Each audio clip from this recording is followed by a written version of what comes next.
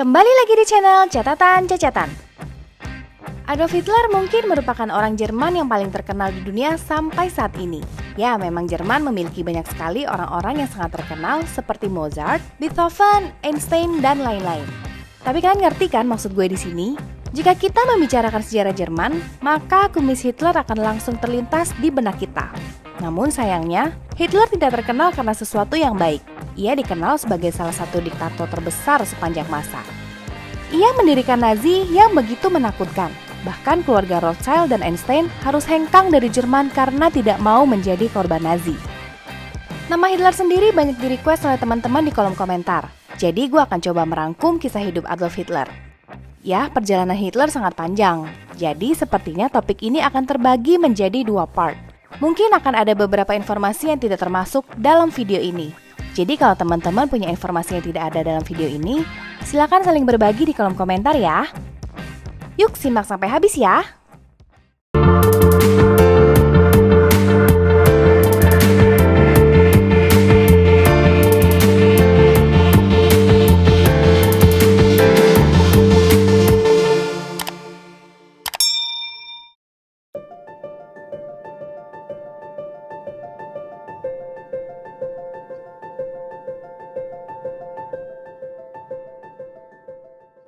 Adolf Hitler lahir pada tanggal 20 April 1889 di Braunau am Inn, Austria, Hungaria, dari pasangan Alois Hitler dan Clara Pauls. Clara adalah istri ketiga dari Alois. Hitler adalah anak keempat dari 6 bersaudara. Namun 3 kakaknya yaitu Gustav, Ida, dan Otto meninggal saat masih balita.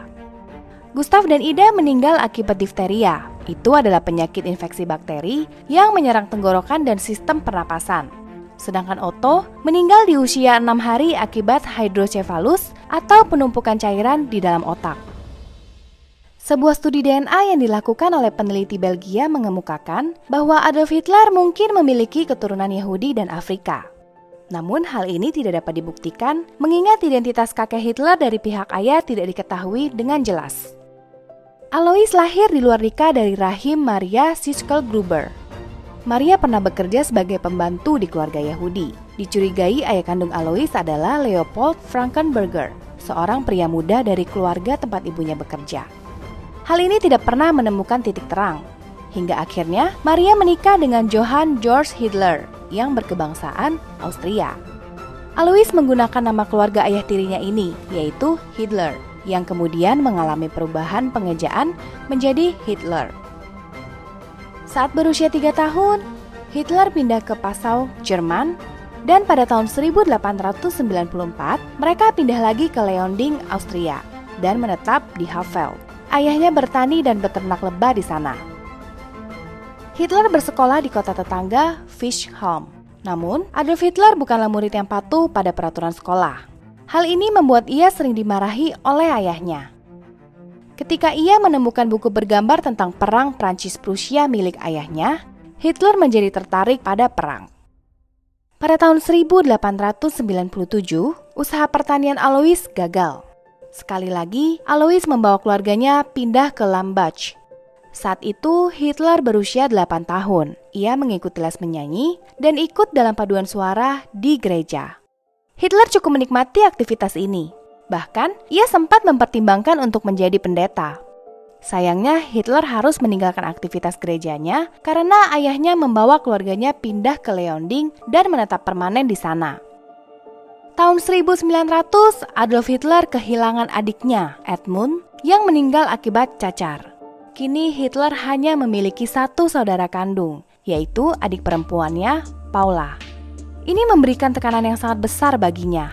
Kepribadian Hitler berubah dari anak yang percaya diri, ramah dan pintar menjadi bocah pemurung, introvert, dan pembangkang. Ia sering bertengkar dengan ayah dan gurunya. Alois bukanlah tipe family guy. Ia tidak suka mengurus anak. Lebih banyak berdiam diri saat di rumah, menyerahkan semua urusan anak dan rumah tangga kepada istrinya Clara. Ketika Alois sedang kesal, ia tak segan-segan untuk memukul anak-anaknya. Dalam catatan harian Paula tertulis bahwa kakaknya sering digebuki oleh ayahnya, sementara ibunya selalu berusaha untuk melindungi kakaknya.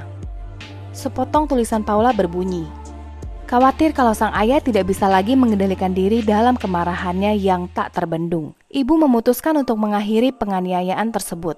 Ibu naik ke loteng, melindungi Adolf yang terbaring di lantai, tetapi tidak bisa menangkis pukulan terakhir ayah. Tanpa suara, ibu menyerapnya. Pada 3 Januari 1903, Alois tiba-tiba mengalami kejang-kejang dan meninggal. Dalam buku autobiografinya, Mein Kampf, Adolf Hitler mengatakan bahwa ayahnya meninggal akibat stroke apopleksi. Sejak kematian ayahnya, prestasi Adolf Hitler di sekolah kian memburuk. Kemudian ia berhenti sekolah di tahun 1905 atas izin dari ibunya. Hitler tidak memiliki keinginan untuk melanjutkan pendidikannya atau membina karir. Hitler ingin menjadi seorang seniman. Setelah berhenti sekolah, ia pergi ke Wina dan menjalani hidup bohemian di sana. Bohemian adalah istilah untuk mendeskripsikan gaya hidup seniman, musisi, penulis, dan aktor yang marginal dan miskin. Gaya hidup Hitler ini disponsori oleh tunjangan anak yatim dan bantuan dari ibunya. Untuk mendapatkan uang tambahan, Hitler bekerja sebagai buruh kasar. Hitler ingin masuk ke Akademi Seni Rupa Wina, namun ia ditolak 2 kali di tahun 1907 dan 1908. Tanggal 21 Desember 1907, Hitler kehilangan satu-satunya orang yang tulus menyayanginya. Ibunya meninggal akibat kanker payudara. Hitler sangat terpukul. Hitler memendam duka ini sepanjang sisa hidupnya. Dalam buku Mein Kampf, Hitler mengatakan bahwa kematian ibunya ini adalah pukulan telak baginya. Di tahun 1909, Hitler kehabisan uang. Ia menjadi gelandangan di Wina. Pada masa itu, Wina digerogoti oleh isu agama dan rasisme, khususnya terhadap kaum Yahudi. Kaum Yahudi kerap menjadi korban diskriminasi dan persekusi karena alasan agama. Umat Kristiani melihat iman Yahudi sebagai penyimpangan yang harus dihancurkan. Orang-orang Yahudi dipaksa untuk bertobat atau mereka tidak akan diizinkan untuk menjalankan profesi tertentu. Diperkirakan bahwa disinilah Hitler menjadi penganut antisemitisme. Itu adalah sikap permusuhan dan prasangka terhadap kaum Yahudi dalam berbagai bentuk tindakan. Antisemitisme kemudian menjadi ideologi Nazi dalam memerintah.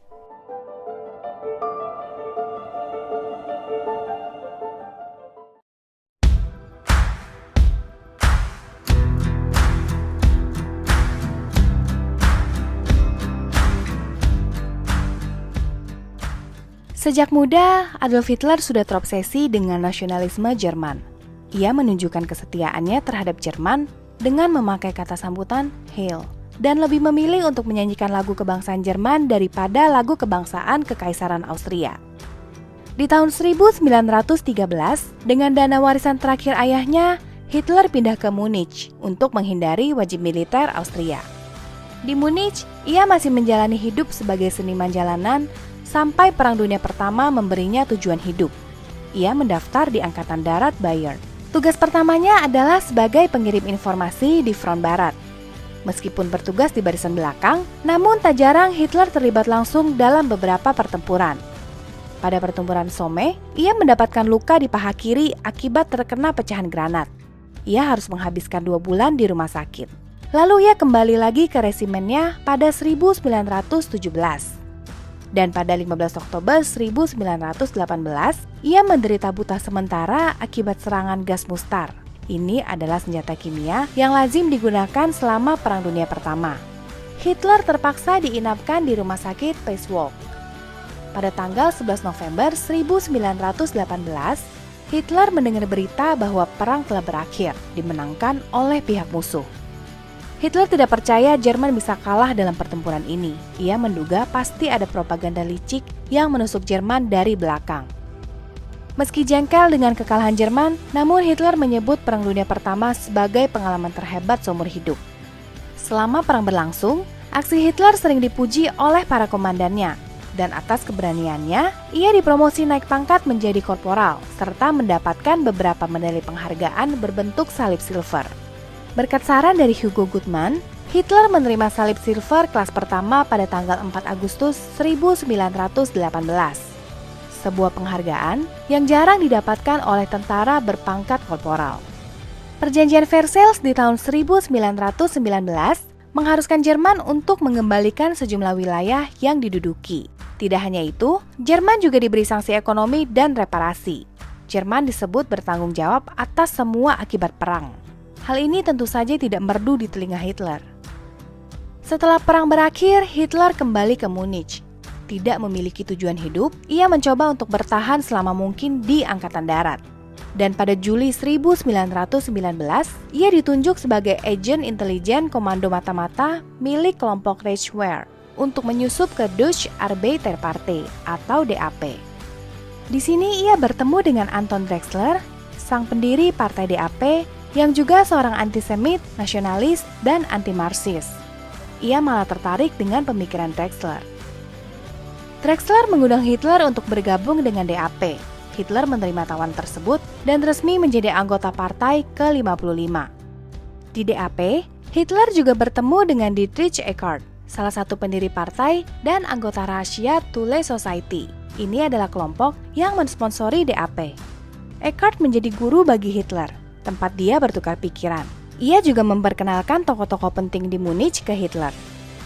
Karena memiliki skill propaganda yang hebat, Anton Drexler mengangkat Hitler menjadi kepala propaganda di awal tahun 1920. Aksi-aksi Hitler mengubah wajah partai. Pada 24 Februari 1920, Hitler mengatur meeting besar yang dihadiri 2.000 anggota. Untuk meningkatkan daya tarik, Hitler merombak nama DAP menjadi National Socialistische Arbeiterpartei atau NSDAP yang kemudian lebih dikenal dengan nama Partai Nazi. Hitler mendesain bendera swastika untuk partai ini. Lalu, Hitler keluar dari Angkatan Darat pada tahun 1920 untuk fokus pada karir politiknya di NSDAP. Hitler memang dianugerahi bakat pidato yang luar biasa. Ia berpidato di hadapan 6.000 orang di Munich. Pidatonya yang kasar terhadap perjanjian Versailles, rival politik, kaum penganut paham Karl Marx, dan kaum Yahudi membuat popularitas Hitler melambung tinggi. Hitler menjadi fenomena politik. Hanya dia yang mampu mengumpulkan ribuan warga dalam acara partai. Namun bukan berarti tidak ada anggota partai yang kesal dengannya. Bagi beberapa kader, ia dianggap sebagai orang yang arogan dan sombong. Ketika Hitler dan Eckart pergi ke Berlin untuk menggalang dana di bulan Juni 1921, terjadi perpecahan dalam partai Nazi di Munich. Beberapa komite eksekutif berniat untuk menggabungkan Nazi dengan Partai German Socialist Party atau DSP yang merupakan rival politik. Hitler kembali ke Munich pada tanggal 11 Juli dan marah sekali. Ia memutuskan untuk keluar dari partai. Para komite segera menyadari keluarnya Hitler dari partai berarti mereka kehilangan publik figur andalannya. Dengan kata lain, merupakan kehancuran bagi partai. Mereka merayu Hitler untuk kembali. Hitler mengumumkan kalau ia akan bergabung kembali dengan syarat sebagai ketua umum partai. Komite menyetujui syarat tersebut. Adolf Hitler menjadi ketua umum partai ini di tahun 1921 menggantikan Anton Drexler. Ia menjadi penguasa absolut di dalam partai. Terinspirasi oleh Benito Mussolini, Hitler mencoba untuk melakukan kudeta untuk merebut kendali negara. Ia memimpin percobaan kudeta pada 8-9 November 1923. Kudeta ini gagal dan menewaskan 16 anggota Nazi dan 4 polisi. Hitler ditangkap pada 11 November dan diadili sebagai pengkhianat bangsa. Pada 1 April, ia dijatuhi hukuman 5 tahun di penjara Landsberg Prison. Ia memanfaatkan waktunya di penjara dengan menulis volume pertama buku Mein Kampf atau Perjuanganku. Buku ini didedikasikan untuk anggota Thule Society, sebuah buku autobiografi sekaligus pemaparan ideologinya. Banyak kalimat dalam buku ini yang menekankan pada genosida atau pembersihan ras. Mahkamah Agung Bayern mengeluarkan pengampunan dan Hitler dibebaskan pada tanggal 20 Desember 1924. Mein Kampf diterbitkan pada tahun 1925. Dan menjadi salah satu buku terlaris dan terjahat sampai saat ini. Hitler secara resmi melepaskan kewarganegaraan Austrianya pada 7 April 1925. Namun, ia juga belum memperoleh kewarganegaraan Jerman selama hampir 7 tahun ke depan.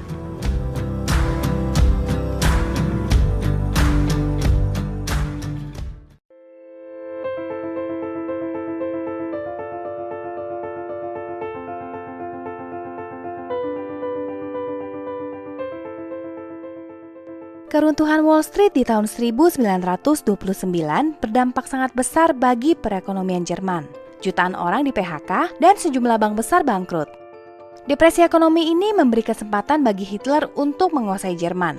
Ia memanfaatkan momen ini untuk mendapatkan simpati dari masyarakat. Mereka berjanji akan menghapus perjanjian Versailles, memperkuat ekonomi, dan menyediakan lapangan kerja. Referendum Jerman di tahun 1929 berhasil membawa ideologi Nazi ke permukaan. Pileg di tahun 1930 akhirnya berhasil dimenangkan oleh Partai Nazi dengan memperoleh 18,3% suara dan 107 kursi parlemen. Di tahun 1932, Hitler mendapatkan kewarganegaraan Jerman melalui Menteri Dalam Negeri Brunswick. Segera setelah itu, ia mencalonkan diri dalam pemilu presiden di tahun yang sama. Ia menempati peringkat kedua dengan perolehan 36% suara. Meski kalah dari Paul von Hindenburg dalam pemilu, Hitler menjadi kekuatan tersendiri bagi politik Jerman. Pemerintah Hindenburg menjadi tidak efektif, memaksa dua politikus berpengaruh, yaitu Franz von Papen dan Alfred Hugenberg turun tangan. Bersama dengan industrialis dan pebisnis lainnya, mereka menyurati Hindenburg, memaksanya untuk menunjuk Hitler sebagai kepala pemerintah. Hindenburg dengan setengah hati menyetujui dan menunjuk Adolf Hitler sebagai kanselir. Sebagai kanselir, Hitler berupaya membalas tindakan-tindakan para pesaing Nazi untuk membentuk pemerintahan mayoritas. Pada 27 Februari 1933, terjadi kebakaran di gedung Reichstag atau gedung parlemen. Menteri Dalam Negeri Hermann Göring menyebut itu sebagai plot Partai Komunis Jerman. Hitler meminta Presiden Hindenburg untuk mengeluarkan maklumat atas kejadian ini. Partai Komunis Jerman ditekan dan sekitar 4.000 anggotanya ditahan tanpa diadili terlebih dahulu.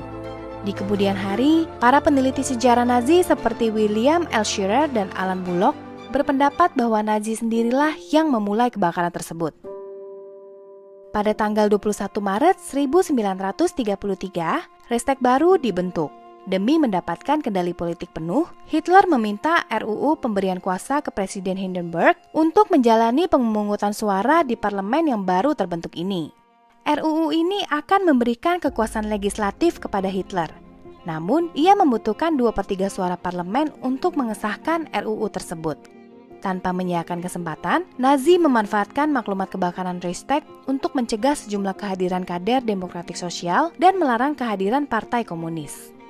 Setelah berhasil mengendalikan cabang pemerintahan legislatif dan eksklusif, Hitler dan sekutunya yakni Sturmabteilung atau SA yang dipimpin oleh Ernst Röhm mulai menekan oposisi politik yang tersisa secara sistematis. Partai Demokratik Sosial dilarang berdiri dan semua asetnya disita. Semua serikat dagang dibubarkan dan para ketuanya ditahan. Pada akhir Juni, partai-partai lain diintimidasi agar bubar, termasuk partai koalisinya.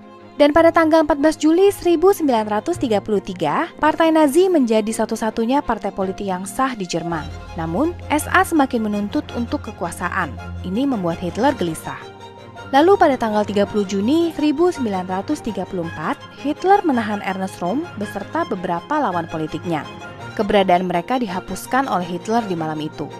Banyak kalangan Jerman terkejut dengan peristiwa tersebut, namun mereka menganggap Hitler sedang bersih-bersih. Tanggal 2 Agustus 1934, Presiden Hindenburg meninggal dunia.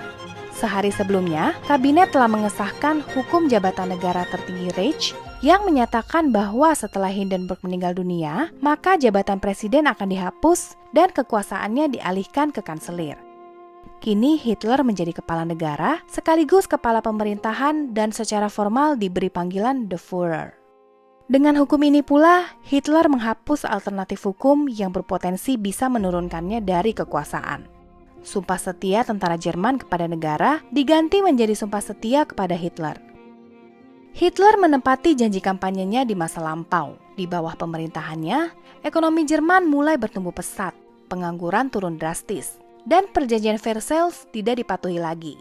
Namun jutaan rakyat Yahudi ketar-ketir. Mereka hidup dalam ketidakpastian dan tidak berani berharap dan membayangkan hari esok karena mereka tidak tahu apakah masih bisa berkesempatan untuk melihat matahari terbit.